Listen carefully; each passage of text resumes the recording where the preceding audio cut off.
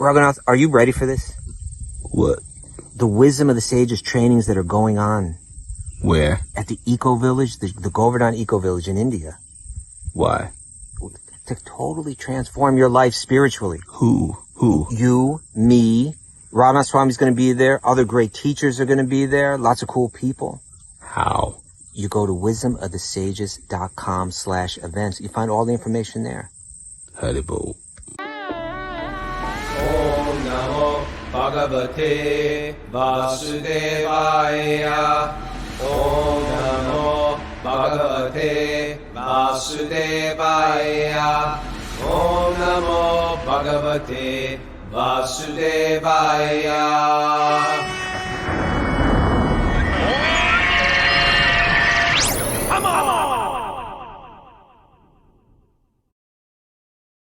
Live from Super Soul Farm, this is Wisdom of the Sages, a daily yoga podcast with your host, Raghunath, and co-host and senior educator at the Bhakti Center, New York, kṛṣṇa-bhakti. Welcome to the show, everybody.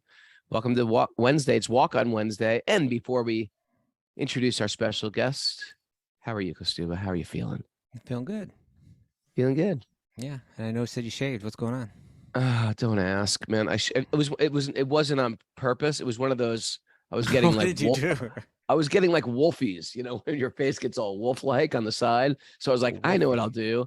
I've seen people do it with like a comb and the buzzer and comb it. And it just, I chopped off a big chunk and I was like, oh, maybe I can save it by doing the other side. I chopped off another chunk. And it just became distorted. And I was just like, I'm taking it all off.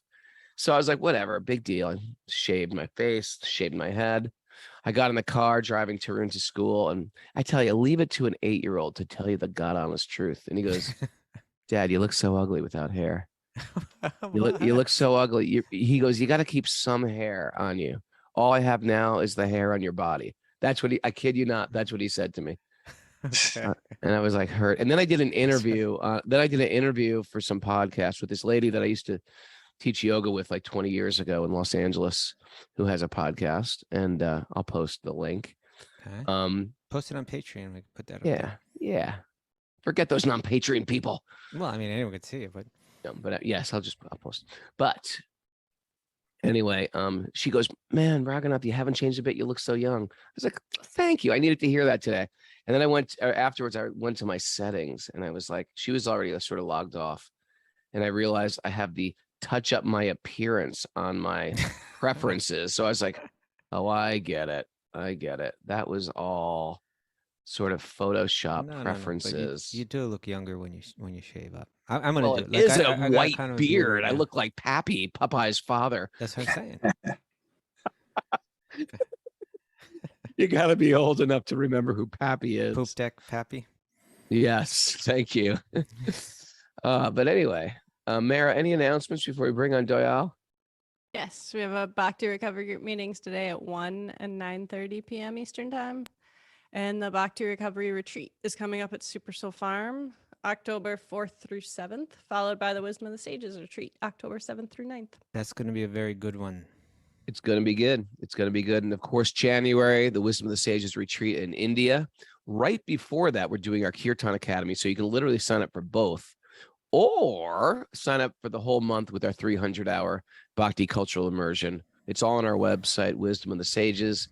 And there's nothing more fun than hanging out at the Govardhan Eco Village with Radha Swami and kṛṣṇa and Mara and all our others and Zoomers all together, singing together, feasting together. I think we're going to fast this year too, Mara. We do that Ayurvedic Panchakarma thing for 10 days. That's always fun. Yeah. That's when I get real, like, you know, when I fast, I go really like solemn and thoughtful and all NPR Raghunath. Do you? Oh, yeah. Come on, kṛṣṇa. My amount of passion goes right down. Anyway, speaking of fasting, cleansing, healthy living, please welcome Don Foos, Harry Ball. Don Foos. Vanchakalpa. Hare Krishna. How are you? Good, Prabhu. I've been waiting to get you on the show for a long time.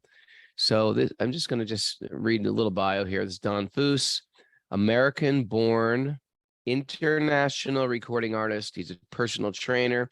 He's a public speaker. He's a consultant. He's an author. With his band, he's toured throughout 23 countries, recorded 13 albums, written 2 books, and advocates for plant-based, cruelty-free diet. and you live in Cleveland, Ohio. And Yeah.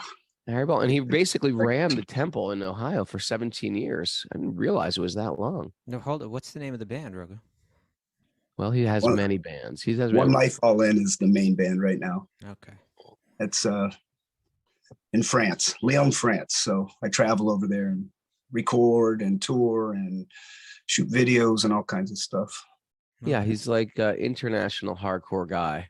And we've always crossed for the many years. We've always crossed path, and he's just like an inspirational guy. I'm just reading now his new book here, which is called Motivate Me, a memoir of inspirational quotes, stories, and life lessons. And you know what I love about it? It's just like real, you're just like a real down to earth guy. You don't get lost in deep philosophical, mazes. You just keep things very real. And I think that's what makes you very approachable, likable, and relatable. And that's why even a lot of our Zoomers have said, "Hey, Don Foose, I love this guy. He's inspired me on my path." Thanks. Thank you. I wanted to write a book that was simple because that's the kind of books I like to read, something I can understand. So it's easy to pick it up and put it down because it's like each chapter is 1, 2, 3, or 4 pages, real simple stories and, basic to the point.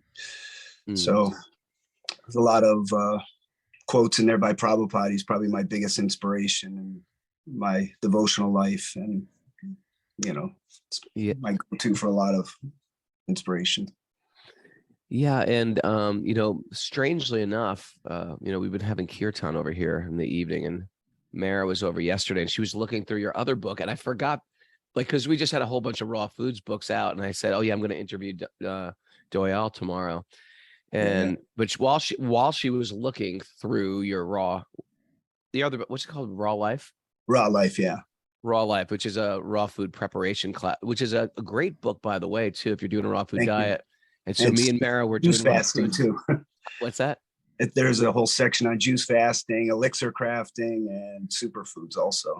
I saw that you did a 52-day juice fast. Yeah, that was great. I was inspired by you on that one. Maybe not the duration of time, but I was inspired by a morbidly obese woman from England who ended up doing 92 days, and she had great transformation. So by reading about her transformation, it's not like I've had a problem with losing weight or anything. I've always been about 150 pounds, but I wanted to cleanse. And I remember you telling me whenever, you were kind of an inspiration in getting me into juicing, and John Joseph as well. Yeah. But you're talking about, I just heard you talking about how everything slows down and you're really serene and real thoughtful. And I wanted to experience that, It really does. It gets you right. Something about everything slows down. Juices or water, everything slows down. You know what it does to me? My mode of passion goes down from like 100 back to like 2 miles per hour. And I just becoming like introspective, thoughtful. And it's just a great way to give your body just a little break from the burden of digestion. Yeah. So it's, you go your whole life without giving your body a rest, but when you finally do, it really appreciates it. You rehydrate, you remineralize, your senses become heightened again. You sleep better, you hear better, you see better. Everything is just great again, and your skin feels supple. When you do taste, you taste better too. Yeah. And I remember when you come off a fast, anything that has even the slightest bit of salt is like, whoa, that's really intense. I used to have to like really douse it heavy, but now, it's just like too much. And you realize how we deaden our taste buds. And it's a good recalibration. Yes, exactly. Of the body. I still can't understand. Imagine that, Kostuba. It's like you're light like Kostuba's light. I can't imagine Kostuba doing a 52-day cleanse. You would just be like a $1.05 soaking wet with a Shalagram Sheila in your pocket. I don't think it would be good for me. I've done 10 days juice fast a couple times. I didn't want believe me, after 52 days, I was looking like one of those guys doing Dandavat Parikram, look a little bit gray, but it was a great reload. you know? That was a great reload. All right. And so what are you up to now? Are you what's your next plans for writing and or book touring? I mean, this just came out, so you're probably Yeah, I'm just going to enjoy touring and, you know, speaking on, I'll be speaking in New York City, October 15th. It's on a Saturday at the Organic Grill.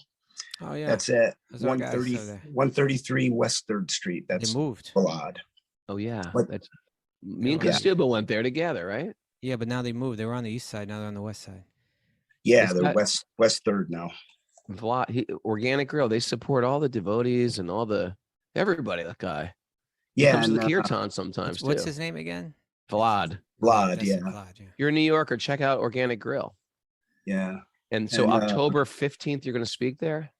Yeah, I'll be doing like a book signing there from 12 to 2. And Drew Stone, who does the New York Hardcore Chronicles, he's the one setting it up with Vlad, and Oh. gonna be cool. It's just gonna be nice. I haven't been to New York in a while. So if there's any devotees that could come out, I love Vaishnava Association, you know, and Well, we I should would love to definitely see have some of that. Yeah. definitely have him stop by the Bhakti Center. What day of the week is that? Well, I'd like to go to RT there if, you know, I need to find out. The Bhakti Center is over on A, right? It's Uh, on first. First Is it Avenue. first? Okay. I know it's either first or A, but First and first. yeah. Do you know what time the morning program starts there? Oh, around 6. 6? Okay. Yeah. No, that'd be perfect. we'll hook you up with all the info, and we want you Yeah. to come visit us at the farm too. Oh man, I would love to. I We'd would love you absolutely here. love that. All right, so we're just gonna want to put this up on the board. The new book's called Motivate Me, and the first book, if you're interested in a raw food diet, juice cleansing, that is called what's the name of that one? Forgive me. Raw I forgot. Life. Raw Life, and Yeah. they're both available on his website. Boostforlife.com. Foos for Life, like we have this program, Food for Life. His last name is Foos, Foose, forlife.com. Mara's going to put that up on the board. Check Yeah. out that book. You can order it. Can you get it on Amazon also, the new book, Motivate Me? No, it just came out. I'm really just doing everything pretty much on You're DIY in it. Yeah, you know, Great. Amazon. That Bezos guy gets all his money to go to the moon, and I'm with you. I'm nobody with you. gets. Good. I'm impressed. I'm glad you're still in my life. Keep up the I good am work. so blessed. You've been such a positive force in so many people's life. And Thank you let's so just much. always stay connected, Prabhu. Thank you. Yeah. Let's do that for sure. I you, really Don. appreciate you. I appreciate you, Kastuba Prabhu and Mara Prabhu. Thank you for keeping this service. It really is a nice service that you guys are doing. It's just like that punch of bhakti that you need every day. That's just wonderful. Thank you. Thank you so much. Kostuba gives the caress. I give the punch. Thank you. Good cop, bad cop, huh? I love it. Thank you. All right, Prabhu. Thank you for having or for Thank you. coming, and we'll have you back soon. And keep up the great work. Thank you. You do the same. Hare Krishna. All glories to Prabhupada. Harry Bol. Bye. Hare Bol. Ah, that was nice. Yeah, I like him a lot. very nice. I never met him Ah. before. You know, so many years I've heard of Don, but nice. Yeah, to meet him. guy's done so much stuff. All right, you ready to dive into the sweet honey nectar pot of the Srimad Bhagavatam? Yeah. Let's go. Narayanam namaskritya naram chaiva narottamam devim saraswatim vyasam tato jayam mudirayat. Before we start in the Srimad Bhagavatam, which is our very means of conquest, one should offer respectful obeisances to the Supreme Lord Narayan. Unto Narayan Rishi, the supermost human being, unto Mother Saraswati, the goddess of learning, and to Srila Vyasadeva, the author. Nasta prayeshva badreshu nityam bhagavat sevaya bhagavati uttama bhaktir bhavati naishtiki. By regular attendance in classes in the Bhagavatam and by rendering service to the pure devotee, all that is troublesome in the heart will become eradicated in loving service to the Supreme Lord, who is praised with transcendental songs, will be established as an irrevocable fact. Om Jnana Tamarandasya Jnananjana Salakaya Chaksur Unmidatam Nena Tasmai Shri Gurave Namaha. I was born in the darkness of ignorance. My teachers are opening my eyes with a torchlight of knowledge. I offer my obeisances at their lotus feet. Kastuba lead us. Well, Mara lead us. Momera. Reading from Canto 4, Chapter 25, Text 6. 66. Srimad Bhagavatam, Canto 4, Chapter. Oh, it's a long story. Okay. All Why, right. Did the text- shaving mishap happen happened yesterday. Shaved off part of my intelligence. All right. Yeah. So we have, if we were going back, we were reading about the Prachetas. Lord Shiva was instructing them in the mantras. They were going into the water. Now they're in their water. They're doing their meditation. And the very special, maybe you could just tell us a little bit about Narada. He goes and he sees the father of the Prachetas, who's named King kṛṣṇa-bhakti. Who's Narada? You're asking me who Narada is? Yeah, well, you're the guy I'm talking to here. Narada is sort of like a space. He's like a transcendental spaceman. He's a liberated soul, so he's not bound by time. He can just go between different planets. He can go to Vaikuntha. He's always walking around doing kirtan. He's famous for kirtan, and he brings a musical instrument, a veena. And wherever he goes, he's chanting Lord Vishnu's name. And he goes to the material worlds. He goes to lower planets. He goes to higher planets. He appears again and again in all the Puranas. So he's Mahabharata. the Mahabharata, Ramayana. Yeah, he's an instructor too, right? Like it's very common that he comes and he's giving some instruction when somebody needs it. Is he one of the Mahajans there, Mara? I believe so. Yeah, 12 Mahajans. Narada's there. She had those. She had those memorized. She's nodding, but I don't know. She's probably just saying, "Yeah." Not a definitive. I could be wrong, man. Yeah, I didn't. Yeah, I'm pretty sure Narada's in there, right? Yeah. Okay, so that's Narada. So Narada's visiting, giving some instructions to the king, who's a little materially engrossed. He's a Vedic follower, but they sometimes follow the Vedas for metaphysical goodies. Basically, you do some mantra, you do some puja, you get a little goodie in return. Yeah. Yeah. So the king has said, you know what? Look at me. I'm a mess here. You know, it's like I look like I'm a big shot. I've obviously got lots of opulence and fame and power, but you know, I don't really even know what the real. I can see I'm entangled in life. I feel anxiety. You know, I feel that I need good instruction. I need to become free of this entanglement. He's turning to Narada saying, please instruct me. But what's going to happen in this chapter and even in following chapters is that Narada is going to instruct him in a sensitive way. Mm-hmm. He's not going to say, hey, you got a problem, guy. You got issues. You know, he's going to say, well, let me tell you a story about another king. But this other king is really about him. But it's allegorical. But Right. But the point is you know, it's very relevant to the king. You know, it's amazing when you follow this Vedic path. You can't. It just keeps the ego in check on a regular basis. You can't help it. Even if this guy's like a king. Yeah. He's got so much, but because from childhood, most likely they've been cultivating truth, cultivating, rituals, hearing from sadhus, chanting that, mantras, right? Like respect for deeply spiritual people. Like those are the heroes, right? Like that's where the respect goes. Right. And therefore, it's sort of like, even if you're really doing well and your kingdom's thriving and you're, have got incredible opulences and you've just inherited these family jewels and all this, it's just sort of like, after a while, you're just like, yeah, big deal. I understand this is nothing. You understand the idea of temporality from childhood. You're not in this illusion of like, everything's great. It's going to only get better. Woohoo. You're like, you understand these sort of grave truths from the get-go. And it's another thing I like about India still. It's like death is sort of just like part of the wheel of life. It's sort of in your face, funerals and cremation ghats, like public cremations. And, people might think, oh, it's unsanitary and unclean. It's real. It's real. People die. There's accidents. Everything's not just, you get an accident on the highway.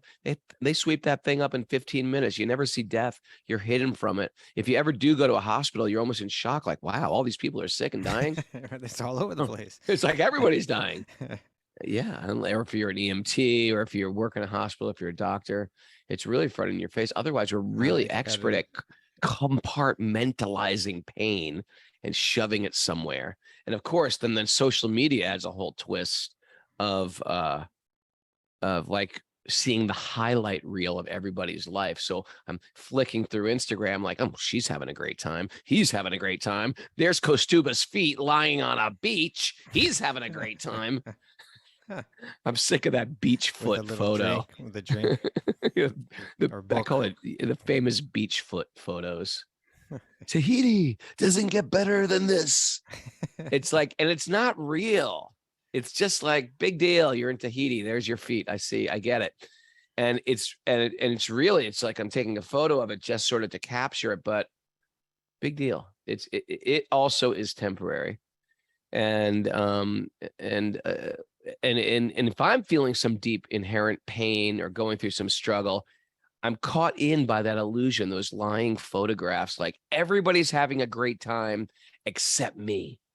What is so wrong with me that I can't enjoy the material world? I'm just not doing it right. Right. And there's this endless struggle. So how can I do the material world right? If I have to make a few adjustments, you were mentioning this yesterday too, that prison analogy. What can I do in the prison house? Should I hang up curtains? Should I redecorate the cell? No, it's a prison. Expect it. It's not going to be great.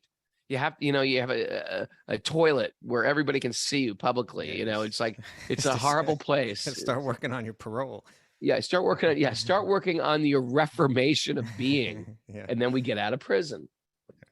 So yeah, we're just trying to make the material world a little bit more comfy. So there's a wisdom in these Vedic kings that I really, really appreciate, and this deep respect for the brahmanas and the renunciates and the sadhus. I like that. Okay. All right, text 6, hit it. Narada speaking to the king. Okay. Those who are interested only in so-called dutiful life, right? That's The materialistic dharma. Materialistic dharma, namely remaining as a householder, entangled by sons and wife, also, or family in this case, and searching after wealth, think that such things are life's ultimate goal. So here it is. Because most of us never think that life actually even has a purpose or life has an ultimate goal. It's sort of vague. It's sort of like, well, I'm just trying to be happy, And what do we usually mean in that happiness? I don't know. I just have a nice spouse. That's happy. Or I have, I have kids, and that's sort of happy. And that's, or, I get a good job and get a raise in that job and have some, upward mobility in that career. And here it's saying, no, that's not it. Even the barnyard animals are trying to like mate and have chicks or chickens or babies or puppies. That's just like existence. There's a reason why we're here, people. We have a reason why we're living. And when you have these texts like this, it's almost like a little bit of like, wake up, young man. Well, and again, of course, it's in the entire Bhagavatam. There's just a very central theme it's being repeated in different ways throughout. But it's saying that, hey, maybe you've come to this Vedic literature, to this broader Vedic literature, which is really meant to guide society, and it has all the information about, social information, spiritual information, all that you need to build a better world and to achieve the goal of life. But some of it is sort of geared at like beginners, and it's saying that, okay, you're living a life almost like an animalistic life. You think that the goal is to satisfy the senses. Well, there's a better way to do that.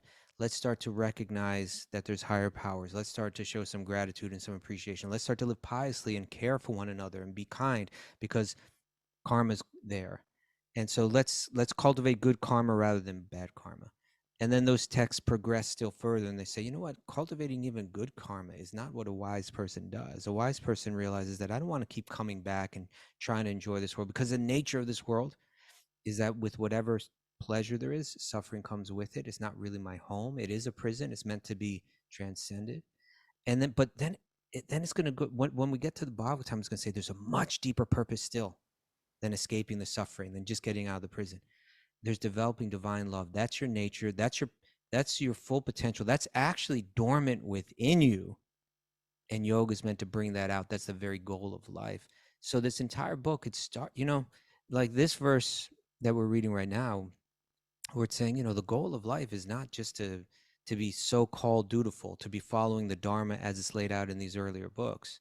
There's a much deeper goal to life. But even if we go back to the, almost the entire Bhagavatam stems out of the second chapter of the first canto, right? Where the sages had asked, what's the most important thing in life? What brings the highest good in life? What gives one Important questions. what gives one the complete satisfaction of the soul? And the answer was bhakti, divine love. That's where it all goes. And then it's almost as if the sages then asked the question, well, what about renunciation, like the earlier text said, or what about being dharmic? What about being, really good, member of society, giving back, being kind, and reaping the good profits of that and enjoying that? Doesn't that bring us the highest benefit? It's like, no, actually, it's not. There's something much deeper. So, in the there's that verse. Dharmasmanustitapumshan visvakshena katoshiya. No. Dharmasya hyapavargasya narto, that all occupational engagements are certainly meant for ultimate liberation. Right? They should never be performed for material gain. So that's the message here, is that those are stepping stones, but don't miss your full potential. And that full potential is developing that divine love. I mean, you gotta understand the things you're saying, don't get thrown off base, people. The things they're saying, like those who are only interested in so-called dutiful life, for most of us, for a lot of people out there, they're not even having a dutiful life. They're just sort of like doing whatever they want. It's just so a dutiful life in a Vedic system, it's a good thing, but it's not the highest. But there's a reason why there are duties in life, while there are parameters in life, why there are boundaries in life. It's a good thing. It's a healthy thing. But now they're going to raise the bar higher. And that's what the Bhagavatam does. It again raises the bar. Okay, you want to do a 2-day juice fast? We're going to take this up a notch. You're doing a week juice fast. You want to take that up. So the Bhagavatam is like this. There's lots of Vedic literatures. They talk about all different types of dharma, our responsibilities to our family, to our children, to our, to society, etc. Talk about different rituals you can do, different mantras you can chant, make you realize it's not all about you. You're getting gifted things from higher authorities. You are not the center. You are dependent on higher beings. This whole world is a matrix of relationships with gods of nature and deities and the earth itself. Every other living being is in this illusion that they're the center, and you have to break out of that and realize we are part of something much, much bigger. And the Bhagavatam is now going to raise that bar and say, actually, all their duties of this world are tiny compared to your ultimate debt. We actually have an ultimate debt, and that's to Krishna, the source of all the demigods, the source of material nature, the source of our own bodies. And this is the wake up, the wake up process. So let's not forget about our ultimate benefactor. What you mentioned, I think, is important. In other words, it's not saying that one shouldn't be dutiful in life, that one shouldn't be a good father, or be a good mother, or be a good spouse, or be a good, an ethical person in their occupation. What it's saying is that we should maintain those things, but we shouldn't do it for the purpose of getting something materialistic in return. We should do it because it's the right thing to do, because it helps to purify us so that I can reach that higher potential, which is develop divine love. That's postulate 5, my friend. You know that, Postulate right? 5. Postulate 5. Postulate 5 is what, it brings up the question, what's the point of ethics? Why be good? Ever say that? Why no elbows on the table? You ever get to that point with like your mom? Why? Who says I can't put my elbows on the table? Like, who made up that rule? Why do I have to follow that rule? There is a reason. And then the answer is postulate 5. There is a reason for ethics, morality, rules, and those rules should bring us to love of God. Right. Right. That's the reason the rule. So maybe not your elbows. Maybe that won't bring you to love of God. But don't forget the reason behind the rule, or else you're like in the International Society of Rules. Who cares? I want to be the International Society of Krishna consciousness. I want to be conscious of Krishna. This whole week, our sage groups are all discussing, every week there's a theme for the sage groups. Right? Yeah, I know. It's caffeine week, isn't it? Well, it's not exactly caffeine week, but that was used because someone asked that question, and we answered it this past weekend about, like, say, not drinking coffee. Why this rule? Just, well, there's a purpose to it, and it's understanding that purpose, which is what's important. Not getting judgmental about it, but saying, hey, you know, how every regulation, every rule. There's this famous verse, right? What is smarta vyasatatam Vishnu or Vishvartatmo Najadu Hmm. that always remembering Krishna, never forgetting Krishna. That's the whole purpose here. That's the highest rule. And then what is it? Sarva vidi nasedasur, etior evikinkara. Sarva vidi, all of the different rules, all the different regulations, all the different little points of etiquette, all the different practice. It's all meant to serve that rule, right? Like that's the whole point. It's meant to bring our mind to a certain place. This is yoga. And so You know, this is it's all why meant to bring people us somewhere. get out of spiritual paths, because they get into the rules and they forget the goal of the rules. Right. And they start thinking, why am I doing all these rituals anyway? Well, and you I think know, that's an important thing for our people to hear too, because, you know, you do learn a lot of rituals. You do learn a lot of rituals. So that's what's happening to this king right here. This king Prachini Barhishat. His sons are going like more transcendental, right? They just got instructed in meditation of divine love by Lord Shiva, and they're sitting there like going deep within. And he's like sitting back in the kingdom surrounded by opulence that he understands comes from the rituals that he's been doing. And he's saying, he's recognizing, I'm caught up in these rituals and I'm actually not going deep into spiritual life. I'm just enjoying material benefits. And not only that, but the rituals that he were doing they were Vedic, but they were sketchy. It was kind of like, it's really low level step forward, and it involved animal killing. And so Narada is going to set him straight. He's going to say, you know what, you're trying to cultivate some kind of piety by killing animals. What's the point? Come on, you got like step up, you know. Hey, you know who we should get on the show? Who's that? kṛṣṇa-bhakti. kṛṣṇa-bhakti. kṛṣṇa-bhakti, the band. There was a band in the 90s. Well, are they still around? I don't know. I haven't heard There's anybody know kṛṣṇa-bhakti. There's kṛṣṇa-bhakti. kṛṣṇa-bhakti. They were good. If you know them, send them my way. Okay. They were great. Why are you bringing that up? I don't know. Okay. My mind goes in many because I squirreled it over there. That's why. Because I'm thinking about stuff while you're talking again. All right. So they were good. Did you ever see them? In live? Yeah. No, I heard. They came to some shelter shows, and I went to their shows, but we never. Two different sort of music scene, but they were big. They were kind of like that '90s sort of Brit poppy. Yeah, exactly. With a twist of Hare Krishna and a little bit of '60s kind of flair thrown in there, a little bit. Right? Well, that was sort of like that Brit poppy thing. They dressed cool. He played the cool keyboard thing. These paisley shirts and like round glasses stuff like I couldn't get away with. I couldn't get away with a paisley shirt. Matt Godin would have been like booing me on stage if I came on stage with such a brother would be like throwing things. No, paisley shirts, Rickenbacker guitar and like, Rickenbacker, yes. Good cool haircuts. I could never pull off a cool haircut. Beetle boots. All right, now I want to read a little something from the commentary here. Did we read the entire? No, I didn't even. We haven't read the entire verse yet. Okay, let's finish this verse. Okay, so people think that's they think that's the ultimate goal of life.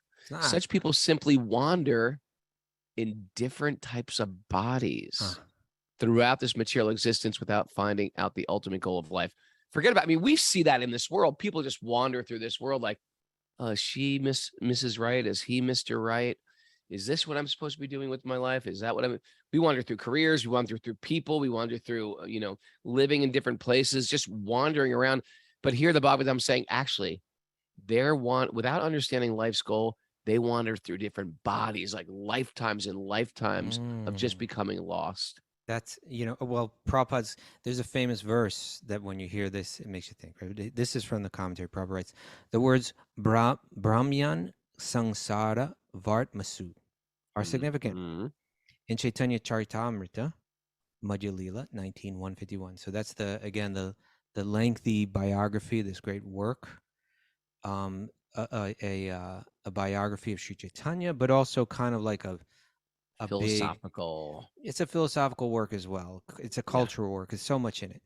So in that book, Sri Chaitanya Mahaprabhu clearly explains Brahmanda Brahmate Kona Bhagyavan Jiva. All living entities are wandering in different types of bodies. You're thinking like Prabhupada. Interesting to look at it like that, huh? We're just wandering in different bodies. You know, All the- 20 years ago, I had a whole different body, a whole different face. Yeah. And I'm going to, 20 years from now, if I'm still alive, I'm going to have a whole crazy looking face just wandering through my body. Then it's going to get, and then who knows what's going to, I could have a chicken face in my next life, You just could. wandering I don't around think you looking will, for, but looking for ticks and but- worms to eat. yeah. Right. It says all living entities are wandering in different types of bodies throughout different planets. And and I on know different that'll get you planets, I going. have chicken on another planet, just looking for Earth, looking for space worms. and in the course of their wanderings, and this is the point, this is what we have to evaluate. It's a famous verse from anyway, I think it'll come later. In the course of their wanderings, they come in contact with the devotee by the direction of the Supreme Personality Godhead. If this happens, their lives become successful. It's true. Look at you and me wandering in different bodies on the Lower East Side, not even bumping Not even into knowing what's going on. bumping into nonsense like you know, centimeters away from getting like a bottle cracked across our head. You know what I mean? There's drugs everywhere, bad influence everywhere. Now listen, Raghunath. And we meet some devotees that change our life. He says, even though King Kṛṣṇa-bhakti was engaged in fruitive activity, he was materialistic minded. The great sage Narada appeared before him. Okay. Yeah. And the king was very fortunate to be able to associate with Narada, who enlightened him in spiritual knowledge. It is the duty of all saintly persons to follow in the footsteps of Narada and travel all over the world to every country and village. This was Prabhupada's mission, right? This is what he did, just to instruct illusioned persons about the goal of life and save them from the entanglement of karma, bandha, fruit of activity. Now here's the verse, right, from the, it's a really important part of the Chaitanya Charitamrita. Brahmanda brahmate kon bhagyavan jiva Guru Krishna prasade paya bhakti lata bija. The Guru Krishna prasade. What is it? Guru Krishna prasade means the Guru gives his mercy, and it says paya. He delivers this bhakti lata bija. That's a seed, a seed of bhakti. Isn't that beautiful? Every one of us here on the show, there's been or listening, and out there, the others out there, there's been a seed of bhakti planted into their heart. Isn't that a great way to look at it? Now listen, it's a subtle, actually, it's a thing that's even currently, it's like, let me read the verse and then I'm going to read you the commentary, because what is that seed is important to understand. All right. What exactly is it? Yeah. So the translation of the verse is, according to the karma, all living entities are wandering throughout the entire universe. Some of them are being elevated to the upper planetary system. Sometimes you're riding high. Right? And some are going down to the lower planetary system. Sometimes you're hitting that rock bottom. Yeah. We've seen that in this life. If you don't believe in this life, some of us are like, I don't believe in any of this. And I get it. It's a lot. You're wandering through different planets and different bodies. Yeah.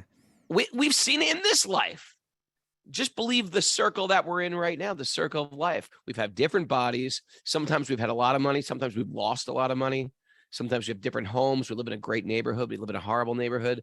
We're just wandering in this lifetime. Sometimes hitting rock bottom in this lifetime, and sometimes feeling real high. Continue on, sir. So some of them are being elevated to the upper planetary system. Some are going down to the lower planetary systems out of many millions of wandering living entities. One who's very fortunate gets the opportunity to associate with a bona fide spiritual master by the grace of Krishna. By the mercy of both Krishna and the spiritual master, such a person receives the seed of the creeper of devotional service. Seed of the creeper. Seed of the creeper. So creeper meaning like a vine, right? So Prabhupada, in the commentary, he ends the commentary in this verse. I meditate a lot on this. I try to think about this a lot. And do you? Yeah. And I was going to say, there's like a subtle distinction here, because you said they receive a seed of bhakti, but isn't bhakti dormant in us already? Like that's the question that gets, and it's currently an issue of debate. But I think the devotees are clarifying it. But Prabhupada says it here really clearly. He says, just in one sentence, he says everything here. He says, everyone has dormant kṛṣṇa-bhakti, love for Krishna, right? In other words, it's something in us. We don't need to get it from anywhere else. It's already there. It's eternally there. So Prabhupada says, everyone has dormant kṛṣṇa-bhakti, love for Krishna. And in the association of good devotees, that love is revealed. So like sometimes people are saying, is bhakti inherent? Is it something that I have in me? Or is it inherited? Is it something that someone gives to me? And if we read this sentence, it's all right here. He says, everyone has has dormant Krishna bhakti. Kṛṣṇa-bhakti's figured it out. The Well, it's not ongoing me, debate. but Prabhupada says it. It's just right here, right? Everyone has dormant Krishna bhakti. They have love for Krishna. And in the association of good devotees, that love is revealed. So what is this bhakti lata bija? What is the seed? It's the seed of the practice of devotional service, taking up the sadhana, so that what's dormant there will become revealed. So Prabhupada goes on, he says, as stated in Chaitanya Charitamrita, and he quotes another really important verse, Nitya Siddha Krishna Prema Sadhya Kabunaya Shravanade Shude Chite Kareye Udaya. It's a beautiful verse that says Nitya Siddha Krishna Prema, love for Krishna. Krishna Prema is Nitya Siddha. It's eternally, it's an eternal perfection within every living being. Shravanadi. Adi means beginning with. Shravana, beginning with hearing. So it begins like hearing and chanting, all the different practices of bhakti. So this is where we first get that seed. Yeah, you get the seed of the practice. We hear about something. Yeah. We hear that what was the first thing you ever heard that was attractive about Krishna consciousness? Can you remember? For me, it probably just started with understanding vegetarianism, right? Yeah. That's probably where it started, was like just the very idea that there's a soul within every living being and it should be respected. Right? Yeah, that everything's sort of like in pain, and we got to be careful what we cause pain to. Yeah, Mara, you got something? That's the start. You got something, Mara? I'm catching her off guard. Don't make my life is think. in my life is in divine hands. Oh, just that phrase, huh? Yeah. But by the time you heard that from Raghunath, where did you hear that? Yeah, from Raghu. Okay, so hold it. I never even. How did you get introduced to Raghu in the first place? Was it like through yoga? Did you wander into the yoga studio there? Yep, I was going to the asana studio, and he was like, "You should sign up for my 200-hour teacher training." There in Chatham? Yeah, and I was like, "I don't want to be a yoga teacher." He's like, "That's okay. You can deepen your yoga practice." I was like, "All right." All right, you went for it. All right, Yeah. she did. Then she got hooked. We had kirtan. She made food. We offered it. There you go. What else happened? What else? Well, more about your magical journey? And then Bhakti Mike was like, "You should come in the morning and read with us." That's how it all started. He's how like, how long between those two things? Was I still doing my it was probably right after I graduated from my 200-hour teacher training, before I went to India, I think. So how many days between the day you walked into the yoga studio and the day you started coming over to read Bhagavatam? A couple of years, maybe. Okay, so there was some time past there. All right. Okay. I mean, you were a doubter, like maybe a skeptic. Were you? You know the problem with Mara Kostova? Can I share some of her? What's the problem? Please share my problems publicly. The problem with Mara is she's sattvic, like she wasn't suffering enough. You know what I mean? That's why I like the 12-step recovery, Bhakti recovery group. Everybody's in pain. Everyone's in pain. We're like, I need Krishna. Right. Yeah. Mara's like, well, life's pretty good. Right. You need some good pain in your life, Mara, to trampoline your spiritual life. Yeah, I'm sure you can bring some. We can arrange that. Thanks. Appreciate that. So Prabhupada quotes this verse, this Nitya Siddha Krishna Prema. And the translation to that verse is, pure love for Krishna, pure love for God. It's eternally established in the hearts of the living entities. It's not something to be gained from another source.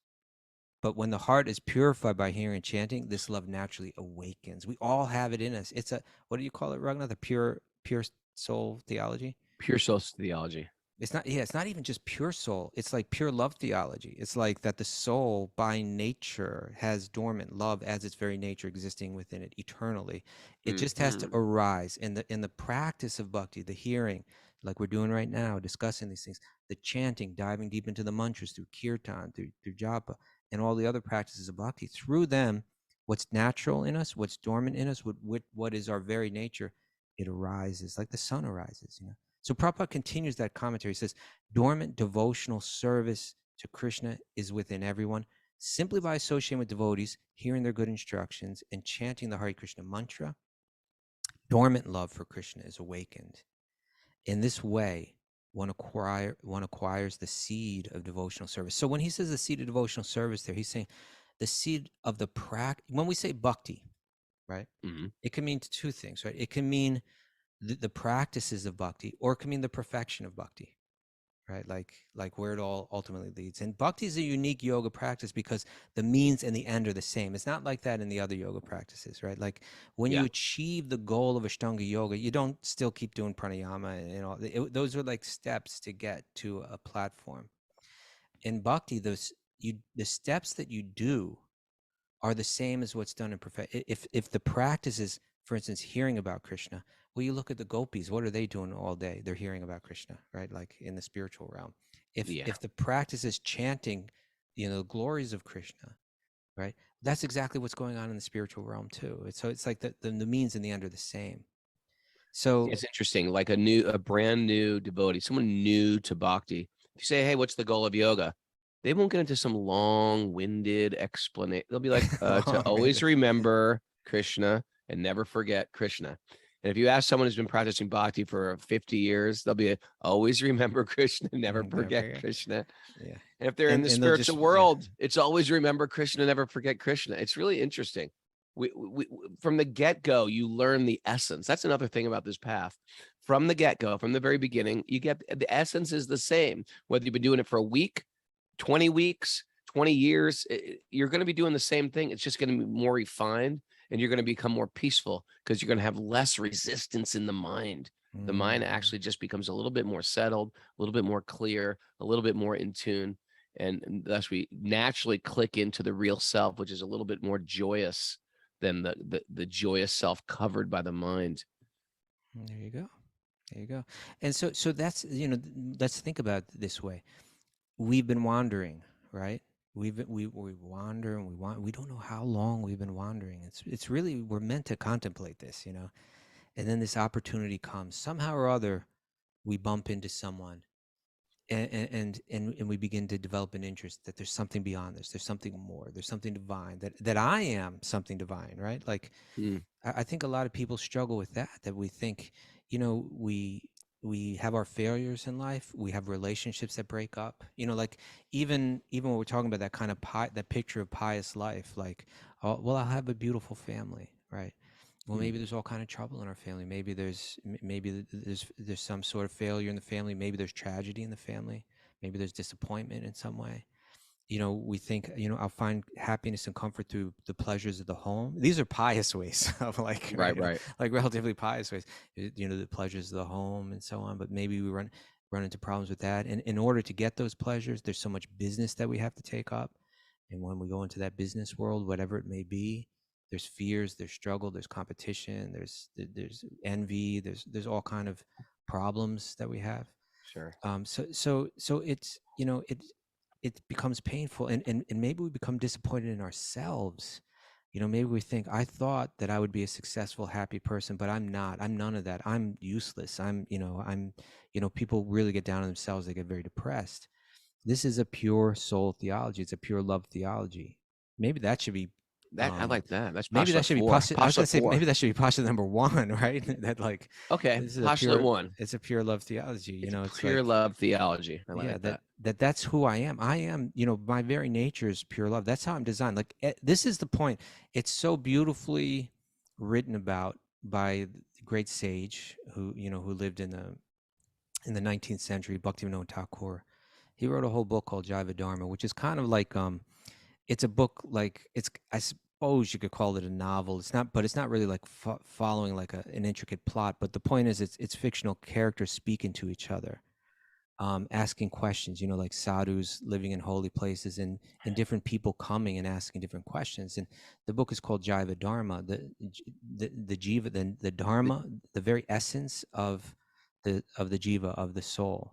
The dharma of the. It's a great name, isn't it? The dharma of the jiva. What is it? Yeah. What's the dharma jiva? And so there, in there, he goes, there's elaborately, he's describing how this pure love is the nature of the self, and describing how it comes, how it arises, right? It's in us all. Don't forget that, in our deepest failures and our deepest disappointments, we can remember that my nature's like, he describes it like every object, every vastu, every type of object, it has its dharma, it has its essence, it has its purpose. Like you take a pen, you know, its dharma is to write. You could use it for all different kind of things, but it's situated properly when it's writing, you know. Nice way to put it. Yeah, that's its essence. And so we all have an essential, and there's one eternal dharma, right? Like nitya dharma. There's a dharma that every living being shares, and that's eternal. That's not subject to changing circumstances. It's not relative. It's something that's absolute. It's within us. So it is our nature. It is what we were designed. Just like a pen, there was a designer to that pen, right? There's a person with intelligence that said, let me design a writing instrument. And they've made it so that it fits well into the hand, and the, you know, and all the thought that went into it. This is its purpose. In a similar way, we were designed with a purpose. You know, there's a purpose behind our design. And that purpose is divine love. And that divine love goes to the root of all existence. And through that, it goes to every living being. I'm a lover by nature. Let me uncover that through my spiritual practice. Hashtag that one. Lover by nature. I'm a lover by nature, kṛṣṇa-bhakti. I'm a lover by nature. 2022. Maybe that should be postulate number 1. I'm a lover by nature. I'm a lover by nature. Yeah, I think that's it. I think Let's that's postulate postulate number 2. 1. Let's have postulate 2. I'm a lover by nature, and the What first was one is postulate 1 is it's a pure love theology. Okay. Well, that's kind of the same thing. Maybe All right, we make let's call it. It's all postulate 1. Okay, it's all postulate 1. We're making our. We're We gonna decided come up with to the postulates. We're coming up with a book of postulates. Okay. Mara, I think we're out of time. What do we got today? You got something? Yeah, I got some good stuff. All right. I'm very interested, Mara. Can you help us? Don't get fooled by the highlight reels of people's life. No. Oh yeah, the foot photo. What Yeah. photos? Understand our temporality. Understand it. Okay. I don't remember saying that. I don't either. Who said that? I think kṛṣṇa-bhakti said it. Okay, I don't even remember saying it. Death is part of the wheel of life. I don't remember saying that either. What but it show were is. you listening to? Oh, Were you sorry, listening I to tuned something into Mara's else? listening to another podcast. I got that from Nam Ross. The number 1 Hare Krishna podcast. Work on reformation, not decorating your prison cell. Yeah. That's right. Maybe we should have we a. talked about may- that. We want to talk about the Hare Krishna number 1 podcast. Yeah. We got to go up against Nam Ross. Maybe we should just challenge him out. To a game Okay. of like volleyball.